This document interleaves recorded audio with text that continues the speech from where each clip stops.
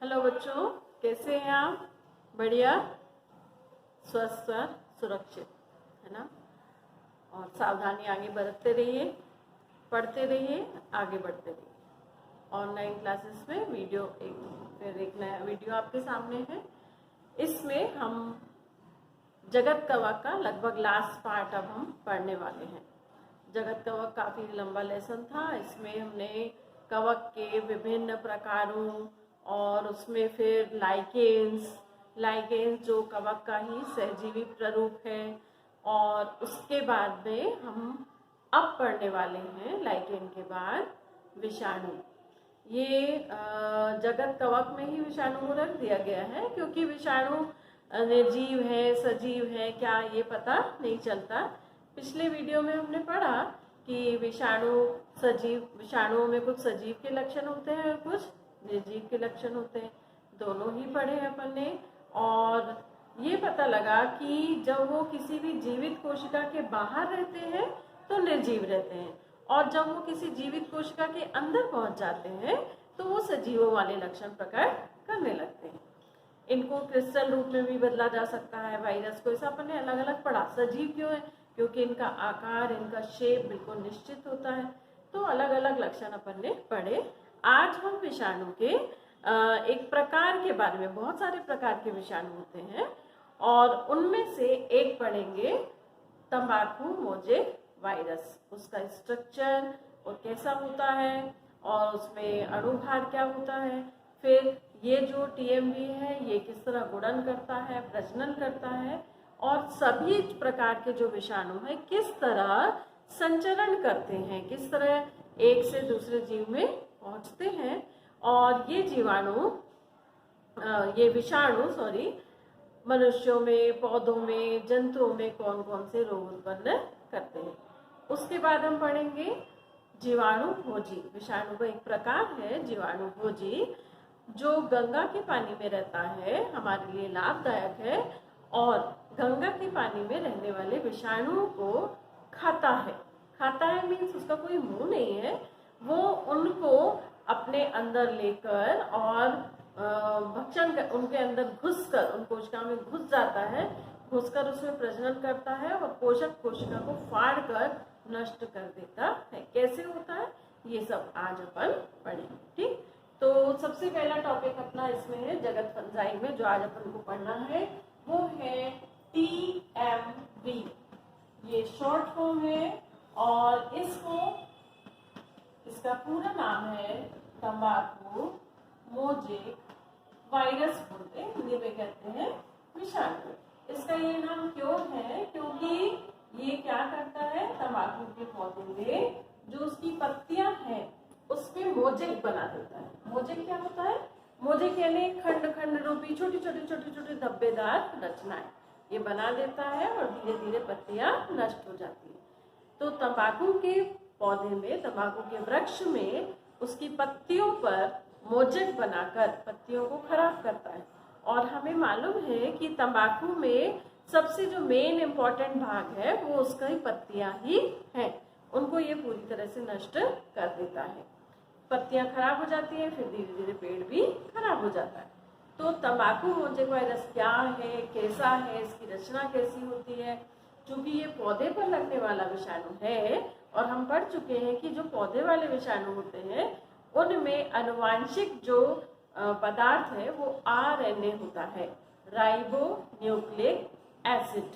तो जो टीएमवी है इसमें जो आरएनए है ये एकल स्ट्रैंड, इसका एकल स्ट्रैंड स्पाइरल रूप में रहता है, स्पाइरल रूप में रहता है। इस तरह से गोल गोल घुमा हुआ रहता है, जैसे स्प्रिंग होता है ऐसे स्पाइरल होता है। और इस अनुवांशिक पदार्थ के चारों तरफ कैप्सोमियर की, प्रोटीन के बने हुए कैप्सोमियर की झालर होती है।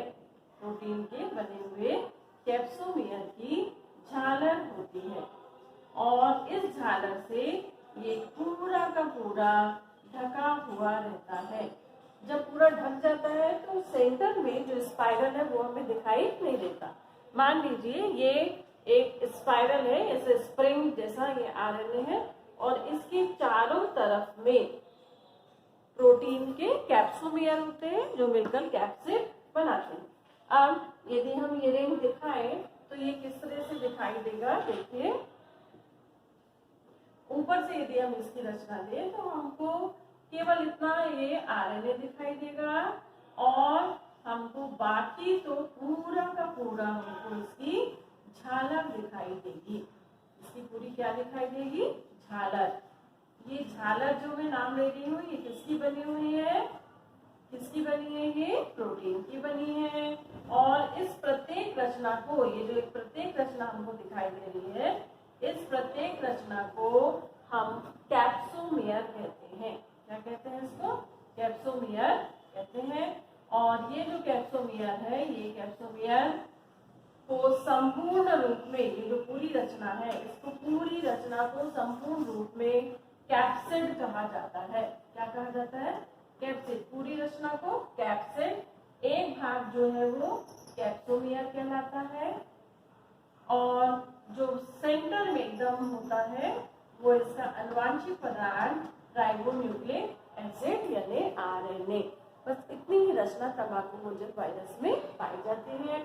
अब ये जो तंबाकू मोजक वायरस है, इसका जो भार है, इसका जो माप है वो होता है 3000 एंगस्ट्रॉन इंटू 3000 एंगस्ट्रॉन। एंगस्ट्रॉन क्या है, मापन की इकाई है, से ले इंटू 170 एंगस्ट्रॉन।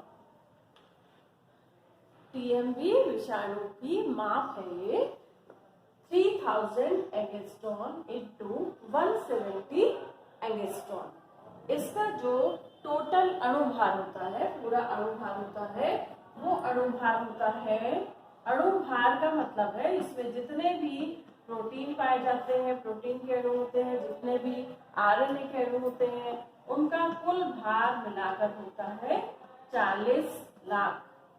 कुल अणुभार कितना होता है, 40 लाख। और यदि केवल आरएनए का अणुभार लिया जाए, केवल आरएनए का अणुभार लिया जाए, आरएनए मतलब जो ये बीच में सेंटर में है, इसका यदि अणुभार लिया जाए, इसमें कौन कौन से अणु होते हैं, आरएनए में कौन कौन से अणु होते हैं, अपन डीएनए स्ट्रक्चर पढ़ चुके हैं आप 11th में। तो उसमें क्या क्या होती है, राइबोस शुगर होती है ना, राइबोस पेंटोस शुगर होती है, फास्फोरस होता है, इसके अलावा और भी जो एडिनाइन, ग्वानिन, साइटोसिन, थाइमिन, ये सब होते हैं, यूरेसिल, ये पाए जाते हैं। तो ये सभी कार्बनिक पदार्थ है, अणुओं से बने होते हैं। तो आरएनए का जो कुल अणुभार है वो होता है 2.4 लाख, 2.4 लाख। ठीक है, ये हमें याद रखना है कि टीएमवी विषाणु का जो वजन माप है 3000 एंगस्ट्रॉन इंटू 170 एंगस्ट्रॉन होता है। जो इसका कुल अणुभार है पूरे अणु का, वो होता है 40 लाख, 40 लाख। और इसके अंदर केवल ये जो स्पाइरल है आरएनए का, इसका अणुभार होता है 2.4 लाख। ठीक, तो समझ में आया आपको। इसमें अब इसकी रचना का वर्णन क्या होगा कि इसमें आरएनए का, इसमें इसका ज्यादातर चित्र सहित रचना पूछी जाती है।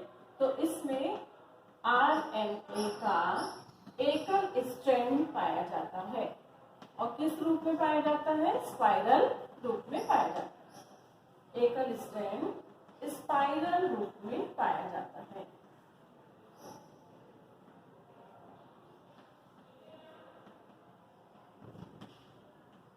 फिर आरएनए के चारों ओर, सेकेंड आरएनए के चारों ओर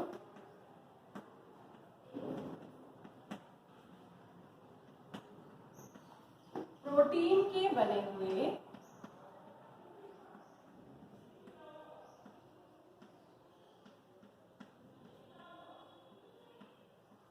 कैप्सोमियर इन्हें कहा जाता है। यदि हम एक ये रचना ऐसी उठाएं तो इसे क्या कहा जाता है, कैप्सोमियर पाए जाते हैं।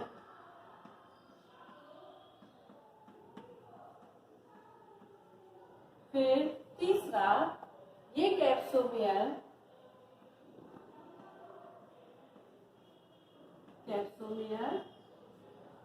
छालर के समान रचना बनाते हैं,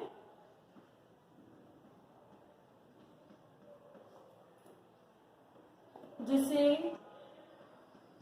कैप्सिड कहा जाता है।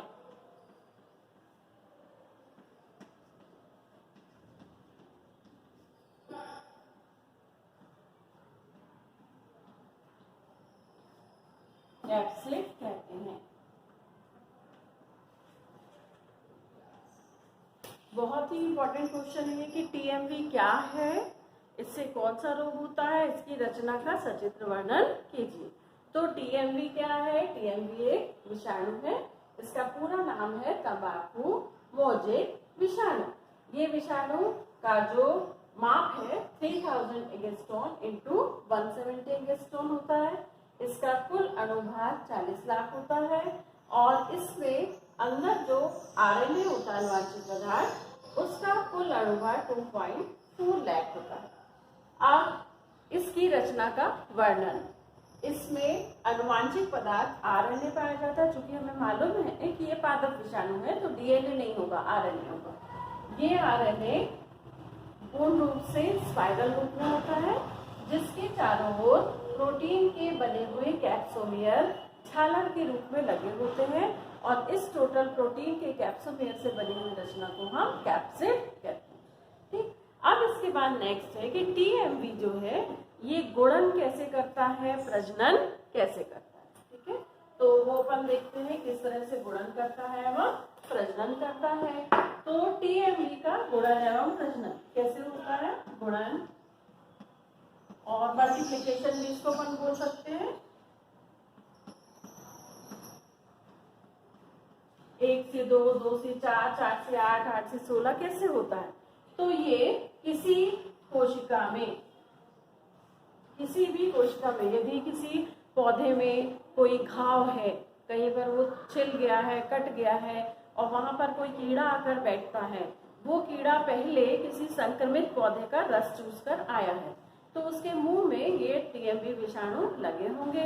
अब क्या होगा, वो आया और इस जो पौधे का घाव है यहाँ पर आकर बैठ गया तो उसके मुंह से वो वायरस कहाँ चले जाते हैं? उस घाव में चले जाते हैं। यानी फर्स्ट कोशिका जो इन्फेक्टेड होती है वो घाव की होती है और वहां पर जब ये तंबाकू मोजेक विषाणु पहुंचता है, इस तरह से इसकी झालर है, तो इसका जो स्पाइरल वाला हिस्सा यानी बीच का हिस्सा है, आरएनए वाला हिस्सा, ये आरएनए वाला हिस्सा, इसमें से एंजाइम्स निकलते हैं जो इसकी झिल्ली को, कोशिका की झिल्ली को, कोशिका की भित्ति को नष्ट कर देते हैं। नष्ट करने पर इसका जो केवल आरएनए है वो अंदर जाता है और पूरा का पूरा प्रोटीन आवरण बाहर रह जाता है। जब ये प्रोटीन आवरण बाहर रह जाता है, ये अंदर चला जाता है। अब इस कोशिका, ये किसी कोशिका है, किसी पौधे की कोशिका है, यहाँ पर केंद्रक होगा, केंद्रक के अंदर क्या होंगे? डीएनए होंगे और क्या होंगे? आरएनए होंगे। तो ये क्या करता है, डायरेक्ट ये आरएनए, किसका आरएनए है? ये वायरस का आरएनए। ये किसका आरएनए है? वायरस का। ये जाकर इसके केंद्रक को अटैक करता है और अटैक करके इसके केंद्रक के डीएनए को आरएनए में चेंज कर लेता, अपने आरएनए में चेंज करता है। ये उसकी जो अनुवांशिक पदार्थ है, कोशिका का अनुवांशिक पदार्थ डीएनए या आरएनए, उसको तोड़कर अपने जैसे आरएनए में बदल लेता है, जिसके फलस्वरूप नेक्स्ट स्टेज में क्या होता है? नेक्स्ट स्टेज में ये जो केंद्रक है ये टूट जाएगा और जो ये स्पाइरल है ये भी बहुत सारा टूट जाएगा। टूटकर डीएनए को किस में कन्वर्ट कर लेगा? आरएनए में।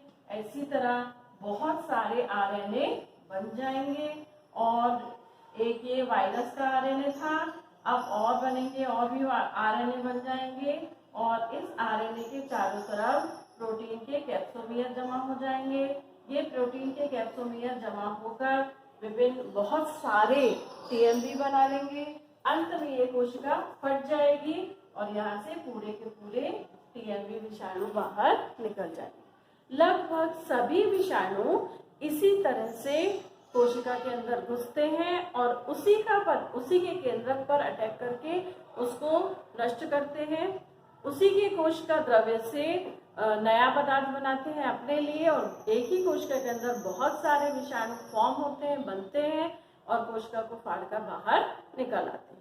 अब जब ये बाहर निकलते हैं तो अपने आसपास की जितने विषाणु उत्पन्न हुए हैं, अपने आसपास की सभी कोशिकाओं में फिर से यही क्रिया अपनाएंगे। इस तरह बहुत ज्यादा तादाद में इनकी संख्या एकदम से बढ़ती जाती है।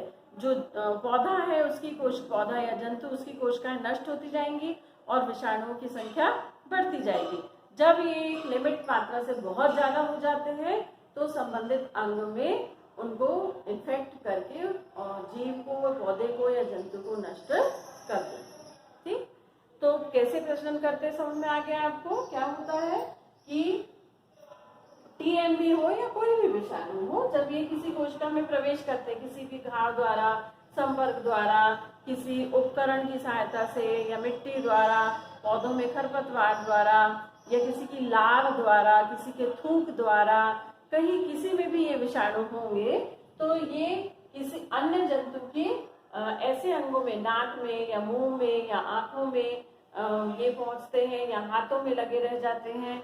तो वहां से ये कोशिका ढूंढते हैं और कोशिका, ऐसी कोशिका जो भित्ति जिसको ये घोल सके, उस कोशिका के अंदर जाकर कोशिका के ऊपर आवरण पर ये चिपक जाते हैं और चिपक कर उसकी कोशिका भित्ति, कोशिका झिल्ली को घोल देते हैं। उसके पश्चात इसमें से केवल इसकी जो आरएनए या डीएनए वो अंदर प्रवेश करता है, बाकी प्रोटीन का जो आवरण है वो बाहर रह जाता है। अंदर जाकर ये उस परपोषी कोशिका को, जिसके अंदर ये घुस चुके हैं, उस कोशिका के केंद्रक पर अटैक करते हैं और उसके डीएनए को आरएनए में, या यदि डीएनए बनाना है तो डीएनए को डीएनए ही रहने देते हैं, क्योंकि जंतुओं में तो डीएनए ही बनेगा और पौधों के विषाणु में आरएनए बनेगा। तो उसको उसी के केंद्रक से अपना डीएनए या आरएनए बनाते हैं और बहुत सारी मात्रा में वो बन जाते हैं। और उसके बाद कोशिका के अंदर ही जो कोशिका द्रव्य भरा है उसी से प्रोटीन लेकर अपना प्रोटीन कवरिंग बनाते हैं और एक ही कोशिका के अंदर इनकी संख्या बहुत ज्यादा हो जाती है। बाद में ये उस कोशिका को फाड़कर बाहर निकलते हैं और जितनी संख्या में ये निकले हैं फिर अब उतनी ही कोशिकाओं पर अटैक करेंगे और अपनी संख्या को और बढ़ाते जाएंगे। बाद में ये मिलकर जब इनकी संख्या बहुत हो जाएगी तो ये रोग उत्पन्न करते हैं। ठीक, इतना समझ में आ गया आपको? चलिए अब अपन आगे देखते हैं कि इनका प्रसार कैसे होता है, इनका विस्फोटन कैसे होता है, ये कैसे इतनी संख्या में बढ़ जाते हैं, इनकी संख्या इतनी कैसे हो जाती है अचानक से कि ये इतना सारा रोग उत्पन्न कर लेते हैं। तो और कैसे फैलते हैं? तो विषाणु का संचरण, सारे विषाणु जितने भी संसार में पाए जाते हैं वो किस तरह से फैलते हैं, संचरण भी बोल सकते हैं इसको, हम प्रसार भी बोल सकते हैं, है ना, कि किस तरह से कोई भी विषाणु जो है वो फैलते हैं। या फिर हम ये भी बोल सकते हैं इनका संवहन या इनका ट्रांसमिशन, ट्रांसमिशन ऑफ वायरसेस कैसे होता है, किन किन टाइप से हो सकता है वो अपन अभी पढ़ेंगे। ट्रांसमिशन ऑफ वायरस,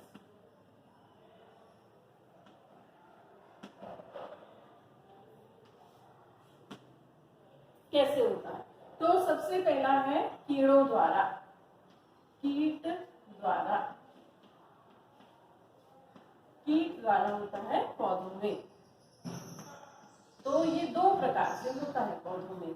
एक तो कैसे होता है कि जब कोई कीड़ा संक्रमित पौधे को खाता है, कोई इल्ली है या कोई कीड़ा है जो संक्रमित पौधे के रस को चूसता है, या कोई इल्ली है जिसने संक्रमित पौधे की कोशिकाओं को खाया है, तो उसके मुंह में, उसकी लार में ये विषाणु हो जाते हैं।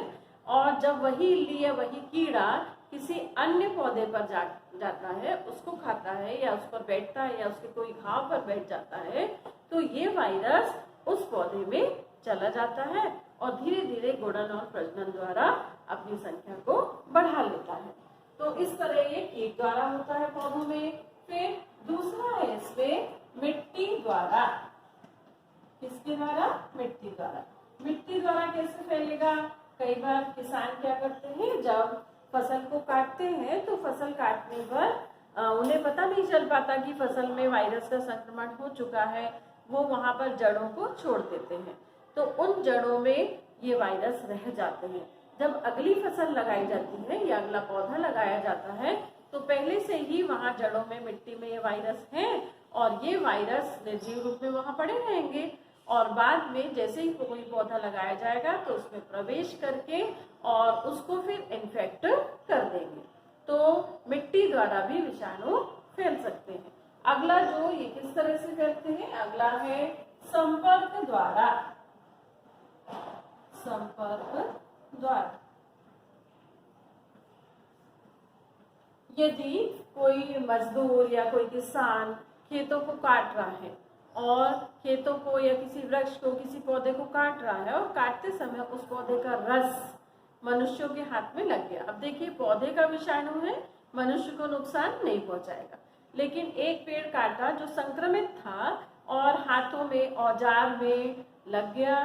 क्या लग गया?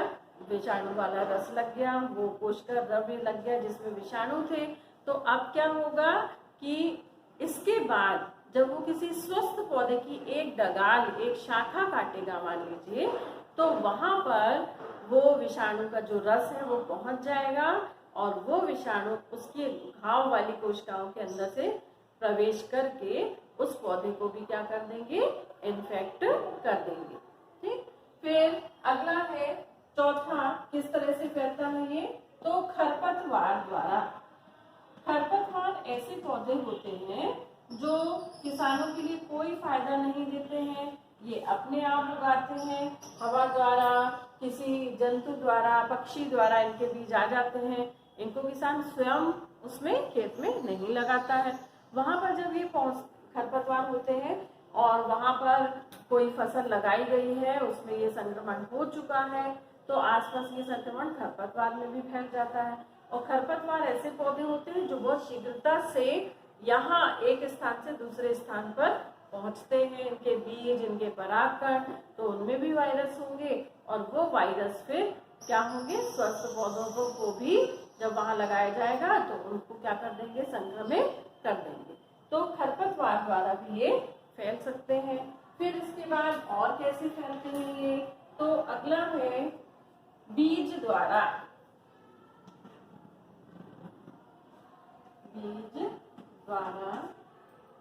बीज द्वारा यदि कोई ऐसी फसल लगाई गई है जिसमें उन फसलों के बीजों में भी संक्रमण हो गया है, पौधा बहुत अधिक संक्रमित है, बीजों में भी संक्रमण है, किसान समझ नहीं पाता और वो यदि बीज बाद में किसी खेत में या बगीचे में लगा दिए जाते हैं तो वहां पर ये बीज जब अंकुरित होंगे तो पहले से ही इसमें वायरस है, तो पौधा पहले से ही क्या हो जाएगा? संक्रमित हो जाएगा। अतः बीजों का उपचार करने के बाद ही पौधों को, बीजों को लगाना चाहिए। अगला है कलम द्वारा।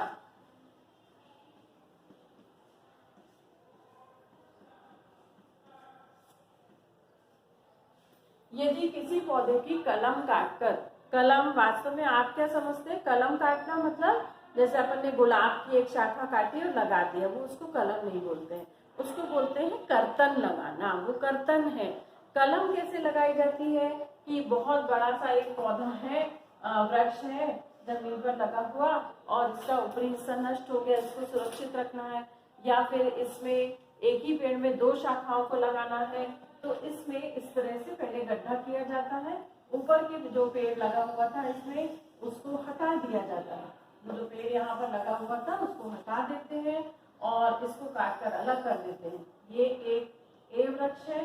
फिर किसी बी वृक्ष का, कोई बी वृक्ष है, उसकी, ये बी वृक्ष की किसी शाखा को, इसको भी काटा जाता है। किस तरह से काटा जाता है? कैसे? इस तरह से काटा जाता है और इतने हिस्से को काटने के बाद ये वाला जो हिस्सा है इसको यहाँ पर बी का फिट कर दिया जाता है और इसे कहा जाता है कलम लगाना।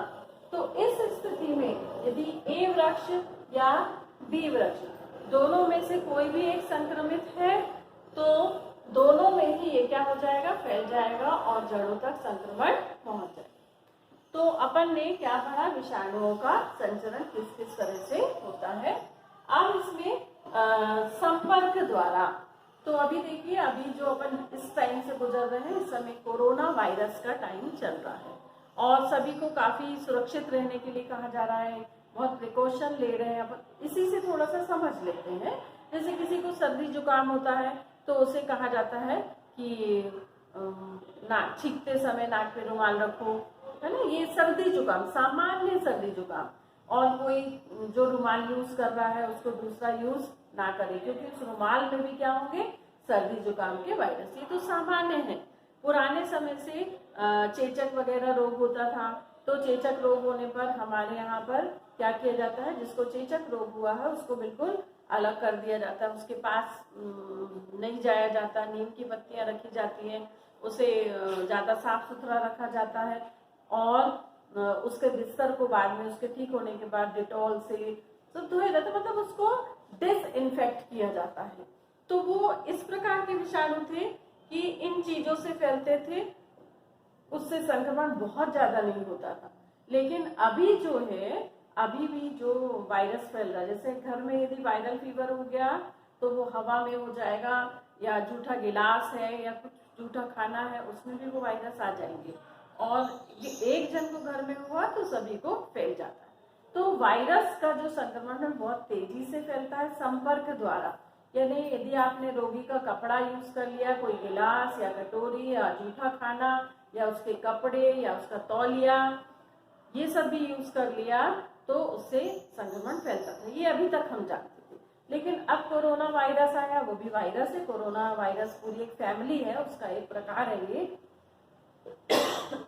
कोविड-19। ये कैसे फैल रहा है, ये किसी के खांसने, छींकने, थूकने, और यहाँ तक कि यदि वो खांसते और छींकते समय अपना हाथ लगाता है मुंह के सामने तो उसके हाथ में वो वायरस आ जा रहे हैं, उसके लार से, उसके थूक से, और वो यदि किसी भी चीज को छूता है तो वहां पर ये वायरस पहुंच रहे हैं, और अगला यदि स्वस्थ व्यक्ति उस संक्रमित चीज को छू लेगा तो वायरस उसमें पहुंच रहा है। इतना तेज संक्रमण है इसका। तो वायरस बहुत खतरनाक चीज, रोग उत्पन्न करने वाली है, इनसे हमें बचकर रहना है। चलिए, इसीलिए कहा जा रहा है मास्क लगा के रखिए, दूरी बनाए रखिए, क्योंकि एक व्यक्ति की सांसों से भी कोरोना वायरस निकल सकता है और दूसरे व्यक्ति तक पहुंच सकता है। 6 फीट की दूरी होने पर ये क्या होगा, हवा में थोड़ा सा इनएक्टिव हो जाएगा तो अगले व्यक्ति तक नहीं पहुंचेगा। मास्क होने से एकदम डायरेक्ट यदि कोई छींकता या खांसता है तो डायरेक्ट हमारी जो सांस लेने वाली वायु में नहीं आ पाएगा। तो वायरस बहुत ही तेजी से ये फैलते हैं। अब हमें आगे पढ़ना है वायरस की लाभदायक क्रियाएं और वायरस की हानिकारक क्रियाएं। आप सोच रहे होंगे कि ये लाभदायक भी होते हैं क्या, तो ज्यादातर तो ये हानिकारक ही होते हैं, लेकिन कुछ इसमें से हैं जो लाभदायक भी है। और वो लाभदायक क्रियाएं में सबसे पहला है, कौन सी क्रिया है, जैविक नियंत्रण। जैविक नियंत्रण मीन्स यदि किसी फसल में इल्लियां हो गई हैं, फसल को खरगोश नष्ट कर दे रहे हैं, तो फसल पर ऐसा विषाणु छिड़क दिया जाए जो जंतुओं के लिए हानिप्रद है। वो फसलों को तो कोई नुकसान नहीं पहुंचाएगा, तो उसको वो जो जंतु जो फसल को नष्ट कर रहा है वो तो इन्फेक्ट हो जाएगा, खत्म हो जाएगा, लेकिन पौधे को उस विषाणु से कोई नुकसान नहीं होगा, क्योंकि पौधे के विषाणु अलग होते हैं, जंतु के विषाणु अलग होते हैं। दोनों का डिफरेंस है दोनों में। जो वायरस जंतुओं में रोग उत्पन्न करता है वो पौधों में रोग उत्पन्न नहीं करता, क्योंकि बनावट में ही डिफरेंस है।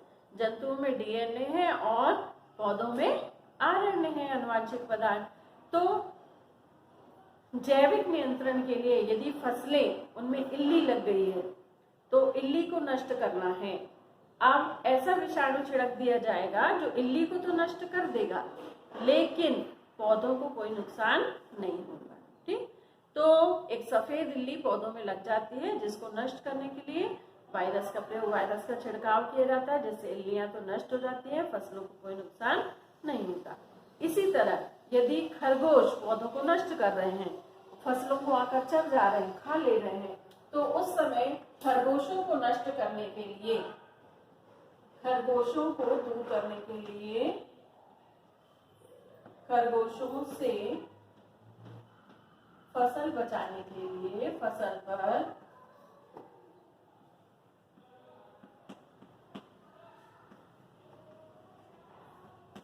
पर एक वायरस का छिड़काव किया जाता है।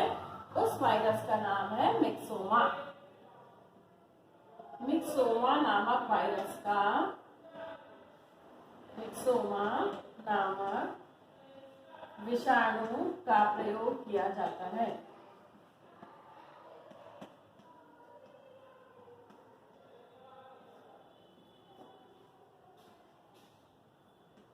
ये मिक्सोमा विषाणु खरगोशों को तो नष्ट कर देता है, किंतु पौधों को इससे कोई नुकसान नहीं होता। अब दूसरी जो इसकी लाभदायक क्रिया है वो है पानी को साफ करने में, पानी को साफ करने में।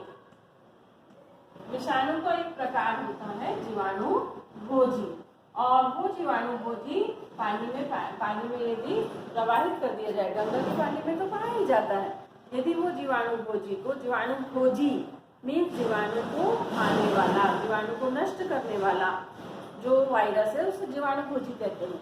इसको यदि गंदे पानी में डाल दिया जाए जिसमें जीवाणु हो तो ये उनको नष्ट करके पौधे को बिल्कुल साफ कर देता है, और पानी को बिल्कुल साफ कर देता है। सॉरी, तो पानी को साफ करने में जीवाणु भोजी का उपयोग किया जाता है।